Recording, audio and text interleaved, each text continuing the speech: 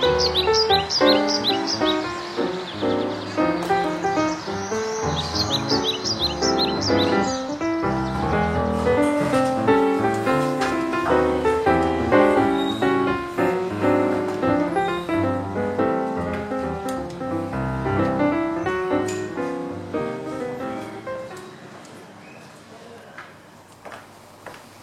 Monsieur Moulin, commissaire des ânes. Bonjour monsieur, enchanté. Bonjour. Vous m'apportez le document acheté en salle des ventes? Oui, c'est ça. Je vous remercie beaucoup. De rien.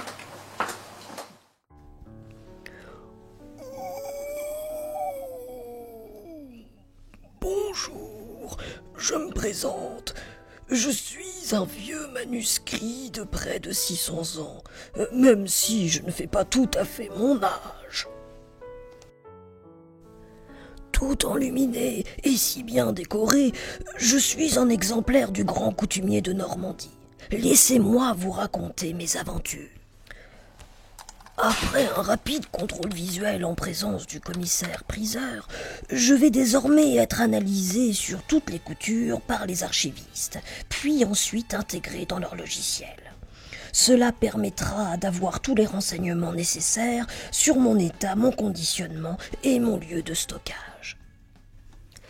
Afin de bien me décrire, on va prendre le temps de me regarder très attentivement. On va d'abord s'occuper de mon aspect extérieur, en regardant justement ma couverture, puis ensuite on va prendre le temps d'analyser l'intérieur, de regarder le support sur lequel le texte est écrit, de compter le nombre de cahiers qui me constituent, puis le nombre de folios. Bref, on prend le temps de faire connaissance, et on prend également toutes les mesures nécessaires. Ensuite, ces données seront reprises et intégrées dans un tableur qui alimentera à terme un moteur de recherche. Code usuel J1117. Oui. Code harmonisé J1117. Oui. Série J continue. Oui. Le fond.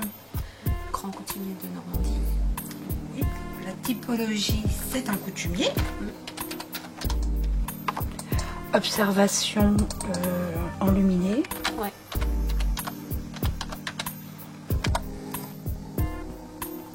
Relié, on est ou pas?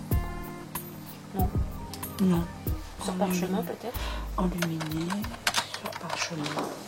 Oui, Marielle, je t'apporte le document comme convenu. Je te remercie. Voilà. Tu l'as passé à la vie. D'accord.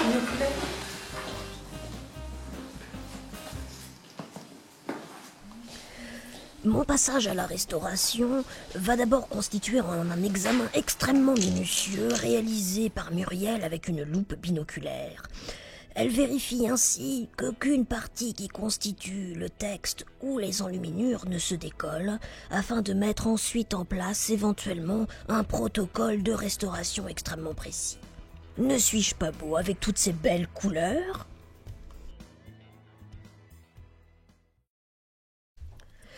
Compte tenu de mon état de conservation, qui est formidable, disons-le, l'intervention de Muriel sera extrêmement minimaliste et consistera à un gommage fait avec une gomme en éponge latex sur quelques-unes de mes pages.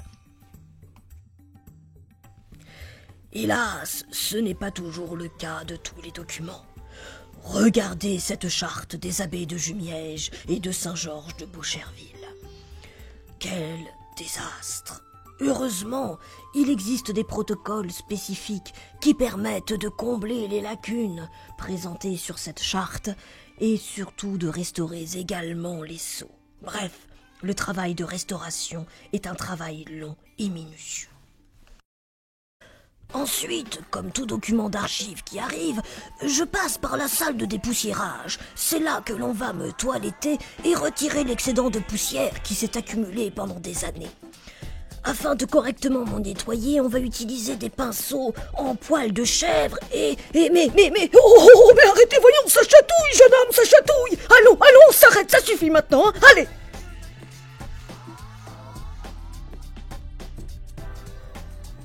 La suite des opérations est beaucoup plus facile pour moi et beaucoup plus agréable surtout. Il s'agit de me préparer un conditionnement sur mesure. Pour ce faire, on utilise du papier neutre permanent de conservation. Ainsi, je vais désormais avoir ma propre pochette et être surtout dans une boîte à part. Pas trop serré, jeune homme, s'il vous plaît, la sangle. Merci bien, mon bon garçon.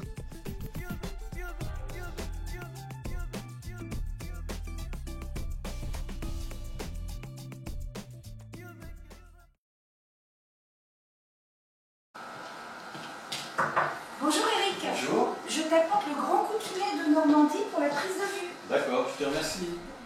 Maintenant que je suis tout beau, c'est parti pour la séance photo. Il faut dire, je suis déjà attendu pour faire la une des magazines. Mon arrivée aux archives fait déjà sensation. Je passe donc entre les mains du photographe qui va réaliser un ou plusieurs clichés et choisir la photo qui me met le plus en valeur. Encore un petit sourire ? Quelques semaines plus tard, on peut enfin m'admirer dans un catalogue d'exposition. Regardez-moi ce résultat. Ne suis-je pas beau ainsi en double page ? Oh oui, je suis d'accord, c'est sans doute de très loin mon meilleur profil. Quelques semaines ont passé et enfin, aujourd'hui, un chercheur américain vient me rendre visite. Afin de pouvoir me rencontrer, il doit d'abord au préalable saisir ma cote, puis ensuite, le magasinier va imprimer un document qui se nomme un fantôme.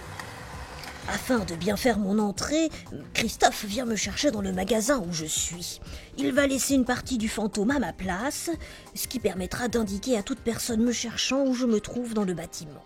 Puis je suis placée sur le chariot avec mes autres camarades. Oh, ça me fait plaisir de voir du monde, je suis tellement seule dans ma boîte.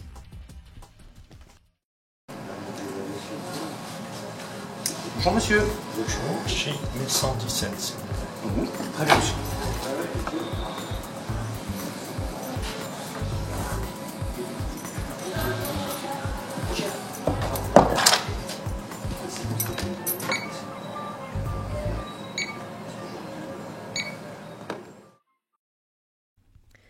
Me voilà enfin arrivé en salle de lecture. Oh, que ces futons ont l'air agréables et moelleux. Une fois que le lecteur m'a bien installé, il va enfin pouvoir commencer à me lire et à étudier la grande coutume de Normandie. Ce texte juridique est hautement important pour l'histoire.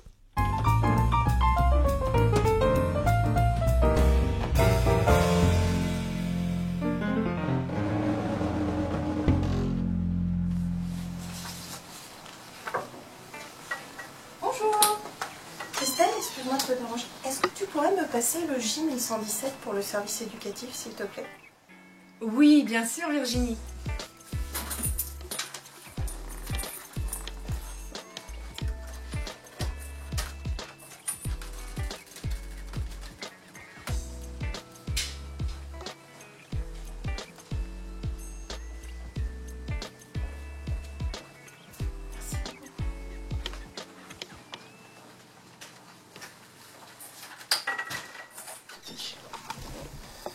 Alors, regardez les enfants. Vous avez la chance de voir un document. Alors, est-ce que vous savez ce que c'est? Comment on appelle ceci-là? C'est pas des enluminures, non? Oui, c'est ça, ce sont des enluminures. Alors, c'est quoi les enluminures? Est-ce que vous pouvez me dire ce que c'est? Bah, ce sont des dessins que faisaient les moines quand ils écrivaient ces parchemins. Oui, Enfin, tout c'est à bien. fait. Ce sont des décors peints, tout à fait. Alors, parfois réalisés par des moines. Et tu disais en fait que ceci, c'est du parchemin. Est-ce que tu sais ce que c'est que le parchemin? C'est pas fait avec des peaux de bête. Oui, c'est ça. C'est un support sur lequel on écrit grâce à des peaux de bête, en effet. Alors, souvent, c'est du mouton ou lorsque c'est plus luxueux, ça peut être du veau également. Alors là, vous avez vu les enfants, est-ce que vous arrivez un petit peu à lire certains mots ici? Le faux. Ah, c'est là. Après cette séquence de travail au sein du service éducatif, nos jeunes élèves découvrent maintenant l'intérieur des magasins. Cette première prise de contact est un moment souvent bien impressionnant. On va ainsi leur expliquer les conditions de conservation, le matériel utilisé pour le conditionnement et bien d'autres choses encore. Saviez-vous que ce sont ainsi près de 1500 élèves qui sont accueillis chaque année par le service éducatif des archives départementales? Les élèves sont d'ailleurs parfois bien jeunes puisque nos collègues animent des ateliers avec des enfants de 2 ans et demi directement à la crèche.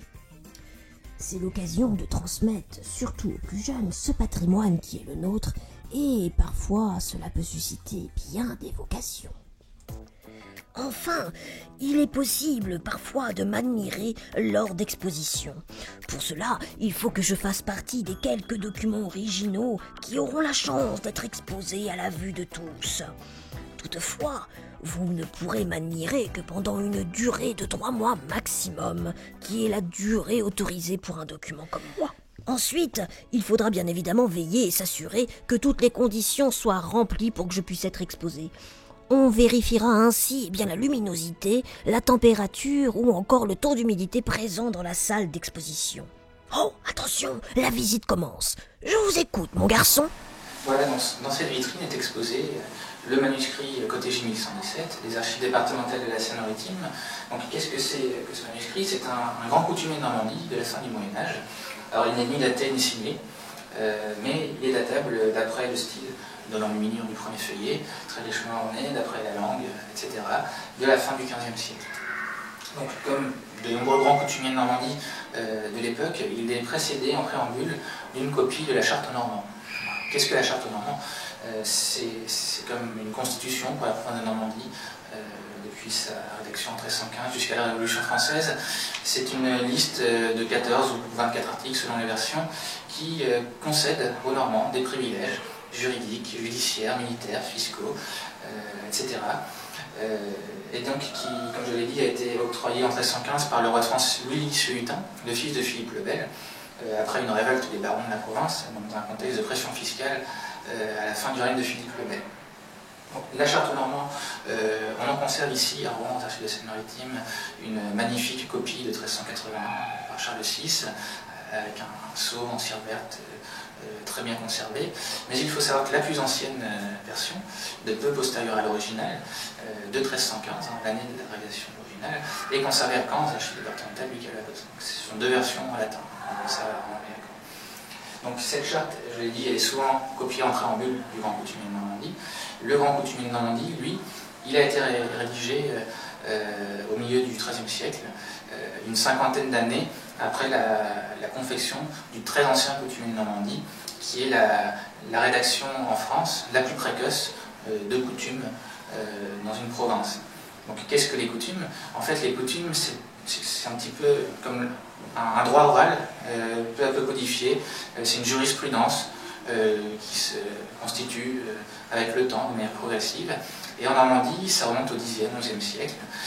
La coutume de Normandie, c'est un droit mixte, avec des apports, des influences scandinaves, germaniques, franques, anglaises, qui s'est constitué donc, sur un temps long, et qui a été complété par des arrêts de l'échiquier, puis plus tard, quasiment dans le Moyen-Âge, par des décisions du Conseil du roi de France, en fait, qui faisait jurisprudence.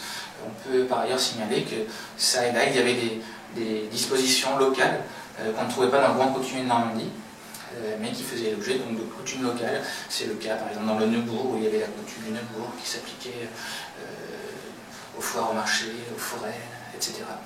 Alors ce qui est intéressant de savoir, c'est que la coutume de Normandie, donc, elle a été en vigueur jusqu'à la Révolution française.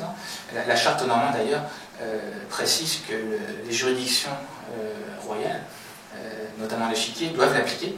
C'est un des grands apports de la Charte aux Normands, c'est qu'elle confirme ce privilège aux Normands. Et donc, de nos jours, dans les îles anglo-normandes, la coutume de Normandie est encore appliquée, notamment à Sercq, où l'indivisibilité du fief, la clameur de la rose sont encore en vigueur. Et les futurs juristes, les futurs avocats ou barreaux des îles anglo-normandes doivent aller se former pendant 6 mois à l'université de Caen, où il y a un cursus de droit normand qui existe encore. Et voilà, maintenant vous savez tout. Oh, quelle vie trépidante nous avons, nous documents, aux archives départementales. Allez, à bientôt!